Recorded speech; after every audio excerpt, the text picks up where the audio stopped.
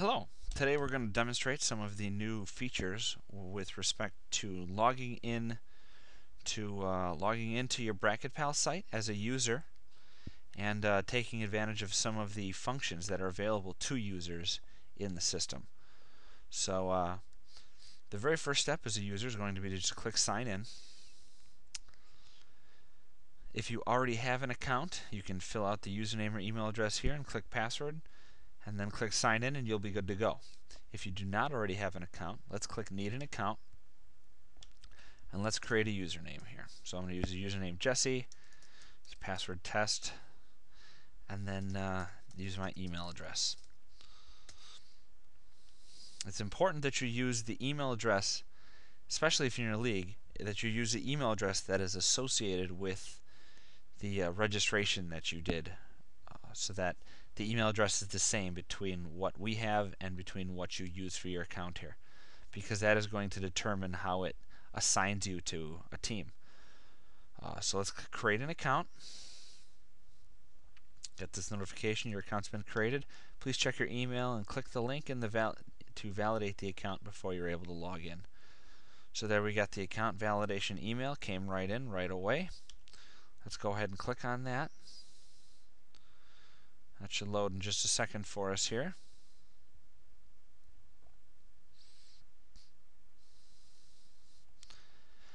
And excuse me. We can go ahead and click this, click the link that's in our validation email. This just verifies that we are indeed the owner of the email address. It's going to go ahead and log us in right away. It says the account is validated. So now we're going to be logged into the system, and it's going to redirect us to the home page. Now, you should already notice something new here. I'll get the little email that says account validated. We should already notice something new here, which is that we've got one of our leagues is highlighted. Because we used the right email address that was associated with our registration, it's already highlighting which league we are a member of. It knows that we're on a team in this particular league. So let's go ahead and click on the league that we're in, Men's Twos. And then it will highlight the team that I'm a member of. As well as in the schedules list here, it will highlight any games that we are a member of. You will also notice that for previous games that are in the past and have been recorded, there's this little flag.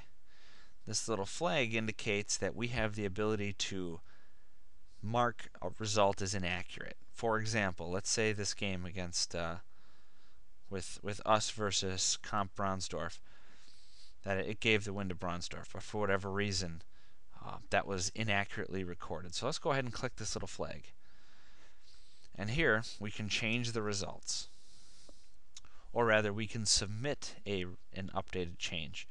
This is just a way of letting the administrators know that there is an inaccuracy. So we change the results to say that we won the game and Bronsdorf didn't. We click Submit Changes. And now this has been submitted to an administrator for approval. When an administrator logs into the system, they'll have the ability to review any of these pending changes, approve or deny them, and when that happens, you'll receive a notification if your request is approved or denied. So, furthermore, if we go ahead and click on our team name here,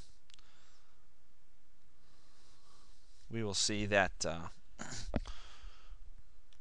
we've already got a logo uploaded here, but let's just delete this just so that we have something to work with. I'll delete this too. Delete this player from our roster. And now we will go ahead and you'll see that with past games we have this flag ability here again, just as we did with the previous one. So that if we need to, we can mark a match as inaccurate and submit the changes accordingly. Or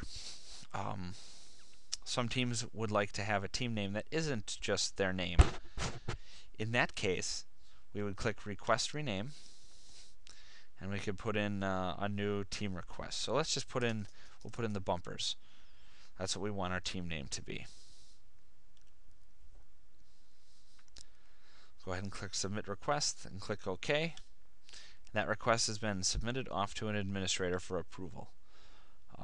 If we wish to upload a picture for our, like a logo or a picture of our team or something, we can click Upload New Picture, and then we'll click Choose File. And let's just find a picture that will work for us. So we'll go ahead and pick a picture of me and my partner here. Take a couple of seconds to import it, and there we go. We have the team picture here. We can even click on that picture and it'll give us a bigger version. So for whatever reason, if that's what you want to do, clicking the picture again will remove it. We can choose to delete the picture if we want, if we have no reason to.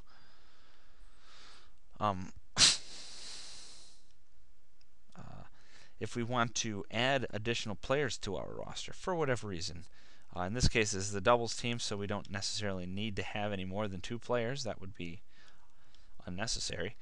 But if we were a sixes team and we had just the captains here, we would want to add the rest of our players. So we can click Add Player, and let's just go ahead and enter. We'll go add Joe Blow.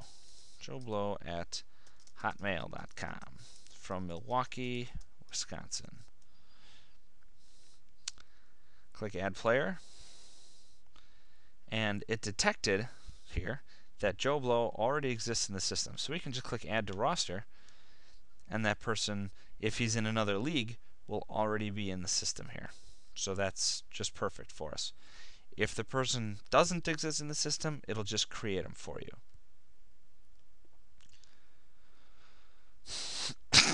So beyond that,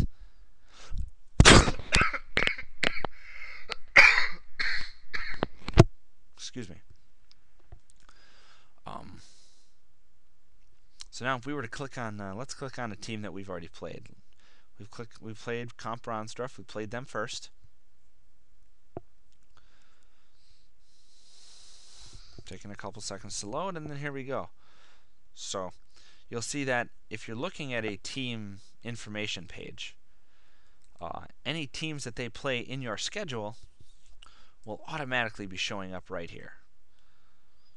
So it'll highlight the games that we're playing already, and we can choose to flag past games just as we need to. As long as we're involved in that in that match, we have the ability to flag the result. Now what's nice about this is not only does this apply being logged in and having the proper email address, not only does this apply to the current session or the current season, but it applies to all seasons. So let's go back to the home page here. And you'll see that while we currently have session 2 selected, we can go back to session 1. And we were also in the men's 2 league here. If we click on this, we click on the men's 2s, taking a couple seconds to load, you'll notice it will highlight the team that I was on. Even though this isn't the same team, I had a different partner for the first session, it still is showing me and my matches, and we can flag all of them as we need to. And this will be like this for as long as you are in the system here. So we can, I was one of the captains of this team. I could choose to flag these matches if they're still available. After a certain amount of time, a season will lock, so you're not able to submit, you're not able to submit record change requests for 3 seasons ago. That would just be ridiculous. But because this is still a fresh season, just ended a couple of days ago, we still have the ability to flag these results. So that's the big benefit. Now, when you're done at the site, you can go ahead and click Sign Out. All these options that you previously saw will disappear. Nothing's highlighted anymore. We're not logged into the system. And from there, you're good to go. So I hope you enjoyed this and find BracketPal helpful. And if you have any questions or anything, feel free to ask. There will be contact information associated with this video uploaded on YouTube and on Facebook. So Look us up on Facebook, BracketPal, or look us up on Twitter, at BracketPal. And have a good one. Thanks.